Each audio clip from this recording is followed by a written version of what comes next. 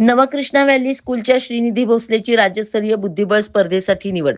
सातारा जिल्हा क्रीडा अधिकारी कार्यालय सातारा यांच्या मार्फत दिनांक 27 व 28 ऑक्टोबर 2025 रोजी कर्मवीर भाऊराव पाटील अभियांत्रिकी महाविद्यालय सातारा येथे शालेय विभागीय स्तरीय बुद्धिबळ स्पर्धेमध्ये 14 वर्षाखालील वयोगटात नवकृष्णा व्हॅली स्कूल इंग्रजी माध्यमची विद्यार्थिनी श्रीनिधी भोसले हिने 5वा क्रमांक मिळवून राज्यस्तरीय बुद्धिबळ स्पर्धेसाठी पात्रता मिळवली आहे.